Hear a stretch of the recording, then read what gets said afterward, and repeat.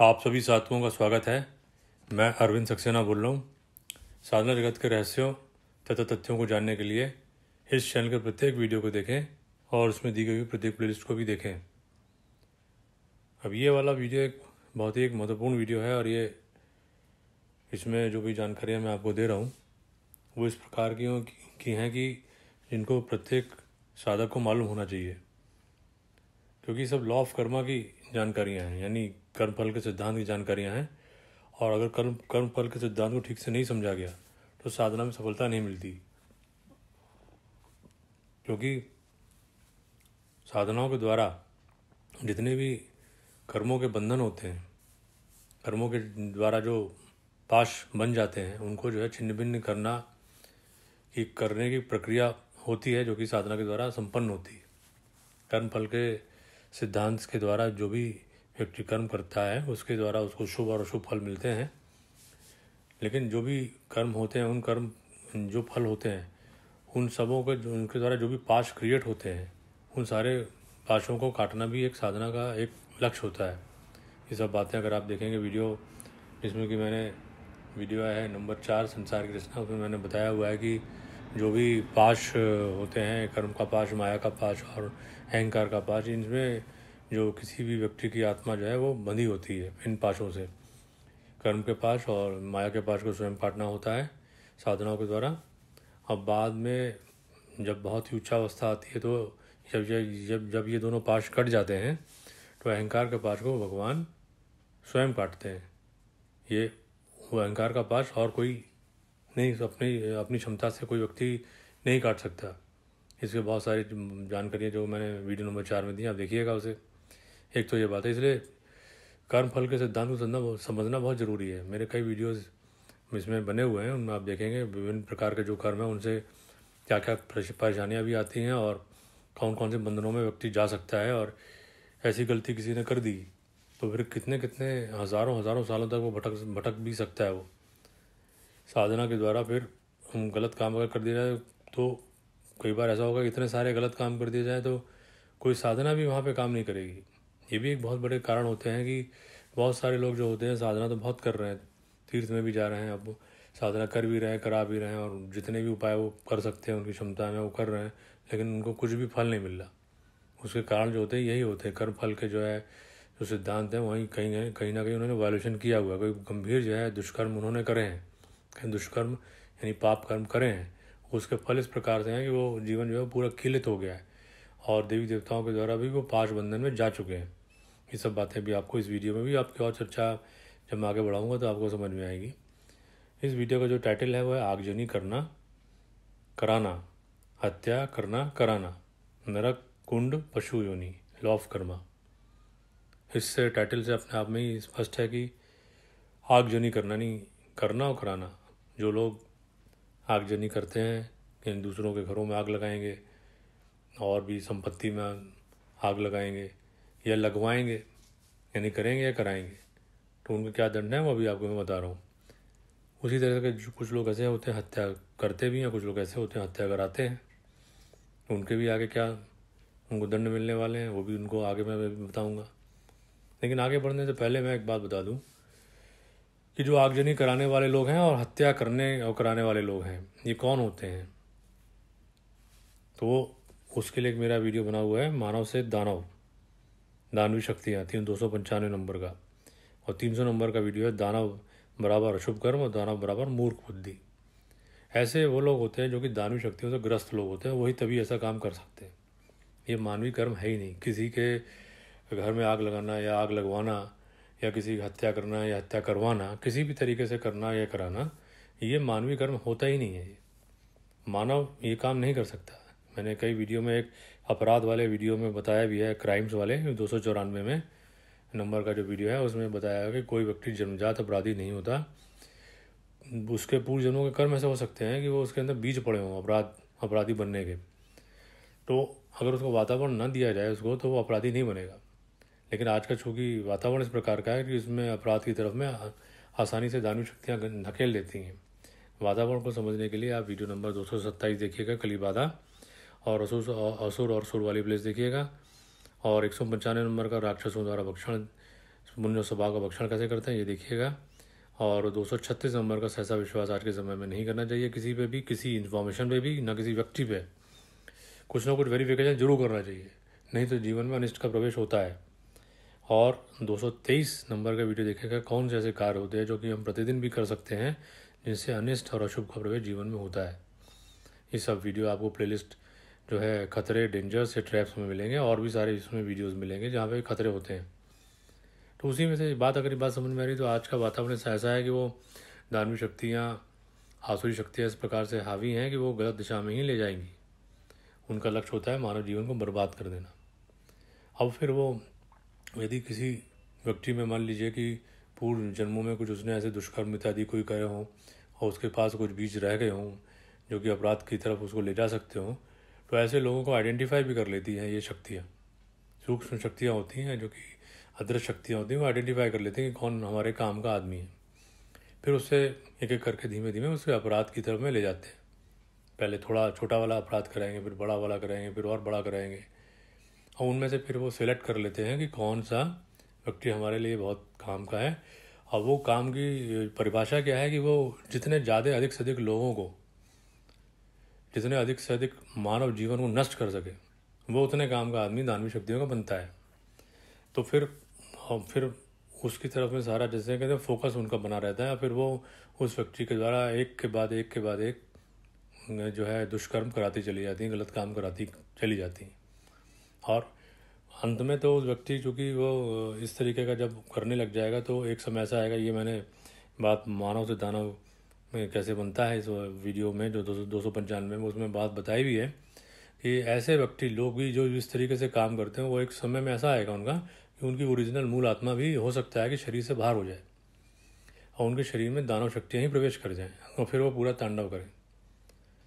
तो ये जो, जब ये बात समझ में यदि आ रही है, तो फिर ऐसे ही व्यक्ति जो हैं हो जाते हैं आगजनी करने वाले होते हैं या कराने वाले होते हैं, और ऐसे ही लोग जो हैं हत्या करने वाले होते हैं, कराने वाले होते हैं। कोई भी माध्यम से कराएं, हत्या किसी भी माध्यम से कराएं या करें, वो हत्या के जो दुष्परिणाम होते हैं वो अभी आपको मैं बताऊंगा। उसी तरीके से किसी भी माध्यम से आगजनी करें या कराएं तो उनके क्या दुष्परिणाम होते हैं आपको मैं बताऊंगा आगे। अभी ये बात समझ लें कि दानवी शक्तियों का खेल है ये पूरा, और ऐसे कराने वाले लोग जो हैं वो दानवी शक्तियों से पूरी से ग्रस्त हैं। उनमें से हो सकता है कि बहुत सारे लोग जो हैं उनकी ओरिजिनल आत्मा भी जो है उनका शरीर छोड़ चुकी हो और उनमें दानवी शक्तियाँ प्रवेश कर चुकी हों, और तभी वो इस तरीके के घिनौने काम करेंगे। अब शास्त्रों के अनुसार मैं बता रहा हूँ, क्योंकि मैं सारे वीडियो जो इस चैनल में बना रहा हूँ शास्त्रों के ऊपर बेस बनाता हूँ, इसलिए प्रमाणिकता में कुछ संदेह ना करें। और ये बातें जो है बहुत गंभीर हैं और साधकों के लिए, जो कि गृहस्थ साधकों के लिए वीडियोस हैं, इसलिए साधकों लोगों को विशेष रूप से सतर्क होकर इन सब बातों को सुनना भी चाहिए, समझना भी चाहिए, चिंतन मनन भी करना चाहिए।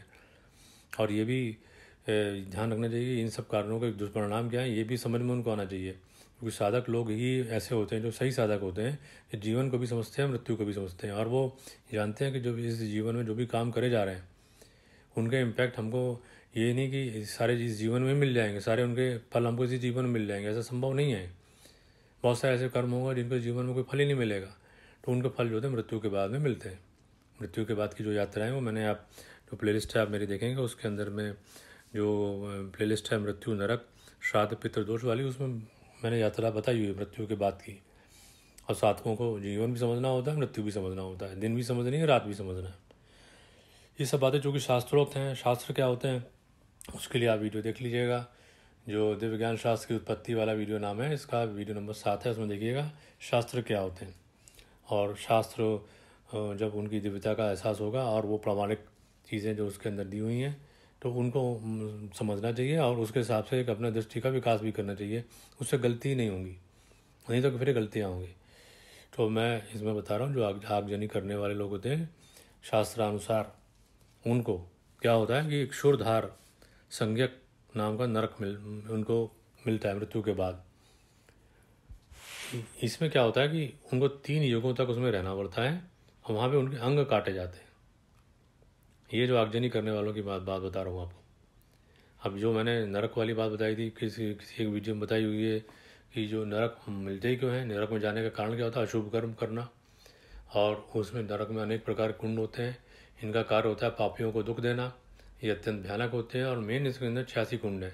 इनकी देखभाल करने के लिए 10 लाख अनुचर होते हैं और बहुत भयंकर होते हैं। उनके हाथ में खड़क होते हैं, दंड होते हैं, वो बहुत क्रोधी भी होते हैं, क्रूर होते हैं और जिनको नरक में जाना होता है उनको मृत्यु के समय दिखाई भी पड़ते हैं, लेने आते हैं, उनको रिसीव करने आते हैं। कौन लोग नरक नहीं जाते हैं? जो शुभ काम करने वाले लोग हैं वो नहीं जाएंगे, दयालु होंगे, तपस्वी होंगे, ब्रह्मचारी होंगे, वो नहीं जाएंगे। उच्च कोटि के देवताओं की साधना करने वाले लोग नहीं जाएंगे, लेकिन साथ साथ वो गलत काम भी ना करें, एक भी इंपॉर्टेंट बात है, नहीं तो फिर वो ब्रह्म राक्षस बन जाते हैं कि साधना भी करें और गलत काम भी करें, तो यानी धर्म भी करें अधर्म भी करें तो ब्रह्म राक्षस बन जाते हैं। इसके बारे में वीडियो नंबर 291 291 वो भी देखिएगा। तो ये लोग जो होते हैं, जो आगजनी करने वाले लोग जो हैं वो शूरधार संज्ञक नरक में जाते हैं और वहाँ पे 3 युगों तक उसमें रहते हैं, क्योंकि मनुष्य शरीर में सारी सज़ा मिल नहीं सकती, इसलिए मृत्यु के बाद जो है एक विशेष प्रकार का शरीर दे दिया जाता है उस आत्मा को, और उसमें उसको कष्ट तो होगा लेकिन नष्ट नहीं होगा, चाहे कितना भी उसमें अत्याचार करा जाए उसके लिए। वो ऐसे अत्याचार है कि वो मनुष्य शरीर में हो भी नहीं सकते, पॉसिबल नहीं है। मनुष्य शरीर बहुत कोमल होता है, इसको ज़्यादा टॉर्चर किया जाए तो नष्ट हो जाएगा। लेकिन मृत्यु के बाद में जो नरक में भेजने से पहले एक शरीर दिया जाता है वो नष्ट नहीं होता, उसको चाहे कितना कष्ट दिया जाए। तो फिर वो वहाँ पे उस नरक में वो 3 युगों तक उसमें रहता है, वहाँ पे उसके अंग काटे जाते हैं। फिर क्या होता है, उसके बाद जब नरक से निकलेगा तो फिर क्या होगा, वो प्रेत योनि में जाएगा। अब उसने आग लगाई थी या लगवाई थी, जो भी किया था, यानी आगजनी करी थी और कराई थी, जो भी किया, तो प्रेत योनि में जाएगा तो उसके मुंह से आग निकलती है। मुंह से आग निकलेगी तो संसार में घूमता भी रहता है, घूमता रहेगा, मतलब बेचैन आत्मा से कहते हैं, घूमता है, मुंह से आग निकल रही है। उसको हमेशा ये नेचर रिमाइंड कराती है कि तुमने देखो आग लगाई थी या लगवाई थी, तो अब तुम्हारे मुंह से आग ही निकलेगी। ये उसको जो सज़ा दी जाती है, और ये सज़ा का जो प्रावधान है ये सृष्टि में इसलिए है नरक का कि आत्मा के इतना उसको जो भी उसने दुष्कर्म करे उसको दंड मिल जाए कि उसकी मेमोरी में आ जाए आत्मा की, जिससे कभी भी आगे किसी भी, यदि मनुष्य योनि में गया, यदि गया तो कुछ पुण्य बचे तो गया, तो फिर वो वहाँ पे कोई गलत काम फिर से दोबारा ना करे, तो वो उसकी एक मेमोरी में आ जाता है आत्मा की, तो वो अनकॉन्शियस माइंड में चला जाता है। वो फिर वो व्यक्ति दोबारा आगजनी करने से घबराएगा वो, क्योंकि उसको समझ में आ जाएगा कि जो उसको मालूम नहीं होगा, लेकिन याद नहीं आएगा, लेकिन उसकी अनकॉन्शियस मेमोरी में आ जाएगा कि एक की आग नहीं लगानी चाहिए, इससे नुकसान होता है। वो होता क्या है कि वो पूर्व जन्मों में नरक की यात्रा कर चुका होगा, वो आगजनी करने या करी होगी या कराई होगी उसने। तो आगजनी करने वाला शूरधार संज्ञक नरक में जाता है, फिर वहाँ पे 3 युगों तक उसमें रहता है, वहाँ उसके अंग काटे जाते हैं। फिर उसके बाद प्रेत योनि में जाता है, वहाँ से उसके मुंह से जो है, मुख से आग उगलता हुआ संसार में घूमता रहता है।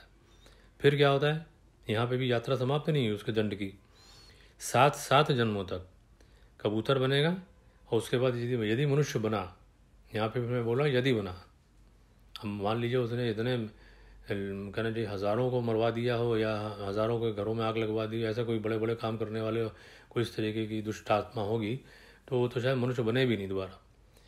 तो खैर अगर वो पशु योनि में रहेगा हमेशा, लेकिन यदि मनुष्य बना तो वो बहुत ही ज़्यादा बीमार रहेगा, वो शूल रोगी रहेगा, और जो गलित कुष्ठी जो होगा, यानी कि जो कुष्ठ रोग होता है वो उस तरीके का रहेगा, उसका शरीर गलता रहेगा, उसका इस तरीके की जीवन भी उसको मिल सकता है। ये बातें शास्त्रोक्त है, आपको बता रहा हूँ। अब उसी प्रकार से जो हत्या करने और कराने वाले लोग होते हैं, जो खुद कर दें या किसी से करवा दें, जो उनका जो हश्र होता है, ये शास्त्रों में जो वर्णित है बता रहा हूँ। 80 पत्र नामक नरक में जाते हैं, वहाँ उनके अंग काटे जाते हैं, और भोजन जब उनको मांगेंगे तो उनकी पिटाई होती है, उनको खाने को कुछ नहीं मिलता, उनके अंग काटे जाते हैं। ये अंग इसलिए काटे जाएंगे कि उन्होंने हत्या कराई है, तो दूसरों के अंग को कटवाया है, लोगों का मर्डर किया है, मर्डर करवाया है, किसी रूप में करा हो या कराया हो, तो उनको उसी तरीके से वहाँ पे अंग भी उनके काटे जाते हैं, भोजन उनको नहीं दिया जाता है। फिर क्या होता है, वहाँ जब वो कष्ट भोग लेते हैं उन नरकों में, तो उसके बाद वो वहाँ से जब निकलते हैं तो उसके बाद 7 जन्मों तक सूअर बनेंगे, फिर मुर्गा बनेंगे, फिर गीदड़ बनेंगे, फिर शेर बनेंगे, ये वो पशु योनि में जाएंगे। फिर क्या होगा, उसके बाद में भी यात्रा समाप्त नहीं हुई, 3 जन्मों तक भेड़िया बनेंगे। अब नेचर ने उनको क्यों बनाया सब, उसके लिए कि जब हत्या कराने यानी हिंसा कितनी भारी प्रवृत्ति है तो भेड़िया ही बन जाओ, मारते रहो सबको। तो वो भी ज़रा आनंद ले लो उसका, कि मारने का आनंद क्या होता है, अच्छी तरीके से पूरा आनंद लो वो भेड़िया बन के। तो वो 3 जन्मों तक भेड़िया बनता है। उसके बाद फिर 7 जन्मों में मेढक बनता है। अब उसको इसलिए मेढक बनाया जाता है कि अब तुमने दूसरों को मारा, अब तुमको लोग मारेंगे, अब तुम्हारे भी अंग काटेंगे, तो इसलिए भी उसको दंड दिया जाता है। उसके बाद फिर उसको भैंसा बनाया जाता है। ये उसकी यात्रा होती है। मतलब उसका जो दूसरों का शरीर को उसने काटा, मरवाया, तो इसलिए उसके शरीर को ही नष्ट किया जाएगा। ये लॉ ऑफ कर्मा है। आप सोचें कि कितने भयंकर दंड जो हैं ये नेचर में हैं, दिव्य माँ के द्वारा ही हैं। मैंने किसी वीडियो में बताया भी है, संसार की रचना वाले वीडियो में बताया भी है कि सारी रचना जो भी कुछ दुनिया में है, सृष्टि में है, वो सब वीडियो नंबर 4 है ये संसार की रचना में, ये सब कुछ उन्होंने बनाया हुआ है। 254 नंबर का वीडियो भी है महाशक्ति रहस्य, उसको भी देखिएगा।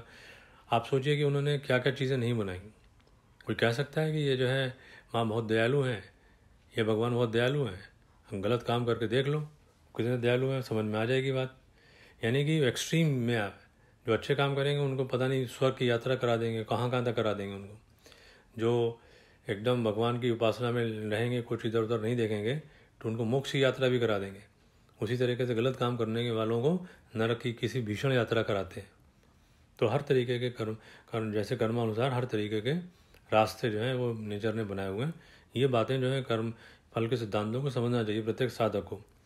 अब एक तो ये पार्ट हुआ। दूसरा ये हो कि अब यहाँ पे एक साधक का एक दृष्टिकोण क्या होना चाहिए ऐसे व्यक्ति लोगों के लिए जिनके बारे में यदि कुछ जानकारी है कि वो आगजनी करता है या कराता है, या हत्या करता है या कराता है। तो ऐसे लोगों को पहले तो समझ लें कि इस मनुष्य शरीर में भी तो नरक की बात तो बाद में आएगी, वो तो मृत्यु के बाद आएगी। लेकिन जब वो मनुष्य शरीर में ही है तो एक तो समझ लें कि मैंने बताया कि जो लोग मानव से दानव की यात्रा कर चुके होते हैं, ये सब दानवी शक्तियों से ग्रस्त हो गए होते हैं, या स्वयं में इनके अंदर में दानवी शक्तियाँ प्रवेश कर गई होती हैं। तो इनको किसी साधना में कोई लाभ होने वाला नहीं, चाहे कुछ भी कर लें। सारे मंत्र तंत्र यंत्र सब कीलित हो जाएंगे इनके, कोई भी साधना विधि इनके लिए काम नहीं करने वाली। एक तो दानवी शक्तियाँ करने नहीं देंगी, पहली बात तो यही, वो करेंगे उस तरह दिमाग ही नहीं जाएगा। और यदि गया भी तो पाखंड के रूप में जाएगा, आडंबर के रूप में जाएगा, दिखावटी के रूप में जाएगा, वैसे सही में जाएगा ही नहीं। किसी भी तीर्थ यात्रा में कर लें, कहीं भी किसी तीर्थ में चले जाएं, कहीं माथा टेकाएं, कुछ भी कर लें, इनको कुछ होने वाला कुछ नहीं है। कोई नेचर इंजन जब डिसाइड ही कर लिया है कि अब इनको मृत्यु के बाद में नरक की यात्रा ही करानी है, पशु योनि की यात्रा करानी है, तो कौन इनको जो है तीर्थ यात्रा में फल मिलने वाला है। एक तो वैसे ही जितने भी देवी देवता हैं इनसे इतना नाराज़ हो चुके होते हैं कि वो सब जो है इनको खुद ही पाश बंधन में डाल चुके होते हैं। आप मेरे वीडियो देखिएगा, पाश बंधन जो पाश बंधन वाले वीडियो थे, ये अथर्ववेद संहिता से मैंने बनाए हो, आप वीडियोस देखिएगा, आपको प्लेलिस्ट में मिलेंगे। ये सब चूँकि अशुभ कर्म कहे जाते हैं, दूसरों का आगजनी करना कराना, हत्या करना कराना, ये सब अशुभ कर्म करे जाते हैं।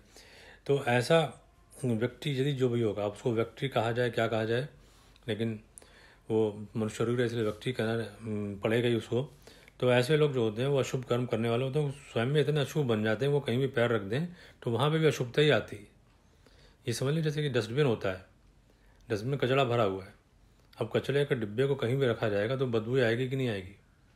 ये तो कॉमन सेंस है, कॉमन लॉजिक है। उसी तरीके से ये कर्म है जो कि दिखते नहीं है लेकिन ये कचरा की तरीके से आत्मा के ऊपर चिपके हुए हैं, तो उसी तरीके से गंदगी फैलाएंगे हर जगह। ये इनके एक विशेष इनकी प्रॉपर्टीज़ होती है।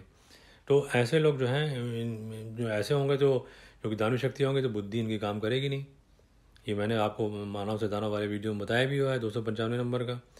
तो ये जीवन बेसिकली इनका पूरी तौर पे असफल हो चुका होता है, किसी तरीके से अब कोई रेमेडी नहीं है। ऐसे लोग को कुछ साधना इत्यादि न समझ में आएगी, न समझाने की कोई बात भी है इनको, ना मिलेगी भी इनको, अब मिलेंगी तो सफल भी नहीं होंगे इनको। ये बातें मैं विशेष रूप से यहाँ साधकों को बताना चाह रहा हूँ। और यदि ऐसे कोई लगता है कि ऐसे कोई हैं व्यक्ति कि जो लोग जो हैं आगजनी करते हैं या कराते हैं या हत्या करते हैं कराते हैं, उनसे दूर रहना चाहिए। क्योंकि क्या होता है कि वहाँ पे अच्छे कर्म जो होते हैं जो कि ये लोग नहीं करते हैं, तो उसकी वजह से क्या होता है कि जो साधक लोग होते हैं जो कि वो साधना में करते हैं तो उनको डिफ़िकल्टी भी आ सकती है, क्योंकि वो दानवी शक्तियाँ उनके साथ में रहती हैं, वो सबको पहचानती हैं। आदमी को पहचाने नहीं, लेकिन दानवी शक्तियाँ अदर शक्तियाँ सबको पहचानती हैं। वो समझ जाती हैं कि ये साधक आदमी है, तो हो सकता है कि उसको कुछ परेशान भी कर दें वो किसी तरीके से, या परेशान ना भी करें तो अशुभ इतना जनरेट कर चुका होगा वो व्यक्ति कि उसके पास में जाने से भी साधना में भी बहुत सारे विघ्न आ सकते हैं। ये मेरा एक वीडियो बनाने का ये भी एक रीज़न था कि साधकों को समझना चाहिए कि जो कि ऑन द फेस वैल्यू हर एक व्यक्ति को ये नहीं देखना चाहिए कि ये बहुत कैसा है, शरीर में कैसा है और इसका रहन सहन कैसा है, सामाजिक और स्तर कैसा है, कैसे रहता है, ये सब नहीं देखना है उसको। उसके कर्म को विशेष रूप से ध्यान देना चाहिए। यही बात जो है लॉ ऑफ कर्मा में इम्पॉर्टेंट होती है। खुद भी अच्छे कर्म करो और दूसरों से जो अच्छे जो अच्छे कर्म करने वाले हैं उनसे ही अगर रखना है तो संबंध उनसे रखो। ऐसे व्यक्ति जो अशुभ कर्म इतने कर चुके हों जिनका कि बिल्कुल नरक निश्चित ही हो गया है, तो ऐसे लोगों से कोई भी संबंध इत्यादि होगा, डायरेक्ट इनडायरेक्ट कैसा भी होगा, वो हमेशा अशुभ ही जनरेट करेगा और वो जीवन में भी परेशानी क्रिएट करेगा। और साथ साथ साधना में तो विशेष रूप से जो है ये कहना चाहिए कि कुछ ना कुछ जो है उपद्रव टाइप के पैदा हो सकते हैं और फिर इनको शांत करने की फिर साधना करो। तो ये एक जो है कौशन की बात है जो कि मैंने ये आपको बताई। इसलिए ये इस पॉइंट को बहुत ध्यान रखना चाहिए और ये बहुत गंभीर पॉइंट है। ये आगजनी करना कराना, हत्या करना कराना, नरक कुंड, पशु योनि, लॉ ऑफ कर्मा। ध्यान रखें कि ये जो बातें हो रही हैं ये बातें वो हैं कि जो मैंने क्राइम वाले वीडियो में बताई हुई हैं, ये अपराध 294 नंबर का, कि ऐसे व्यक्ति जिसने मान लीजिए कि कभी ये अदानवी शक्तियों के आवेश के कारण में अपराध कर दिया, लेकिन एक बार किया है ना, 2 बार किया, लेकिन आदतन नहीं है तो वो एक दूसरा केस हो गया। वो फिर क्षमा में आ गया, प्रायश्चित में आ गया कि भाई मैंने गलती कर दी, मुझे नहीं करना चाहिए, ये सब गलत हो गया, प्रायश्चित मोड में चला गया और वो अपनी साधना भी कर रहा है कि जो भी पाप दोष कर दिए गलत हो गया, अब नहीं करूँगा आगे, और साधना के द्वारा उसको गलाने में लगा हुआ है और आगे के लिए वो ठीक है, उसके ऊपर ही एप्लीकेबल नहीं होगा। अगर वो साधना ठीक से कर लेगा तो नरक की यात्रा से भी बच सकता है, वो पशु योनि से बच भी सकता है। लेकिन इनकी बात बता रहा हूँ जो कि आदतन ऐसे हो गए कि आगजनी करेंगे ही, कराएंगे ही, हत्या करेंगे ही, कराएंगे ही, तो उनकी ये विशेष बात बता रहा हूँ। वो फिर केस दूसरा है, उसके लिए सारी बातें मैंने यहाँ बताने का प्रयास किया है। लेकिन जो भी है, अगर किसी ने भी कोई इस तरीके का अपराध किए हों उसको प्रायश्चित मुँह में तुरंत चले जाना चाहिए और साधना विशेष रूप से करनी चाहिए। उसके बारे में मैंने बहुत सारी साधना के जो बातें बताई हैं मैंने कई वीडियोस के अंदर, उनको देखने का प्रयास करना चाहिए और समझने का प्रयास करना चाहिए। इस तरीके के जो दुष्कर्म है अगर जिंदा हैं और इतनी ज्ञान हो गया है कि ये गलत काम होते हैं तो उसको प्रायश्चित करके जल्दी से जल्दी साधनाएं करनी चाहिए और ये इस तरीके के काम में दोबारा इन्वॉल्व नहीं होना चाहिए। ये सोचते हुए तब साधना करनी चाहिए, तभी हो सकता है कि मनुष्य जीवन में कुछ बच जाएं और मृत्यु के बाद नरक की यात्रा ना करें। नहीं तो इस तरीके के नरक में जो जाते हैं, आप वीडियोस में और देखेंगे, हज़ारों सालों तक उनको भटकना पड़ सकता है। तो आशा करता हूँ कि आप सब लोगों को जानकारी अच्छी लगी होगी। इस वीडियो को देखने के लिए आप सभी का धन्यवाद।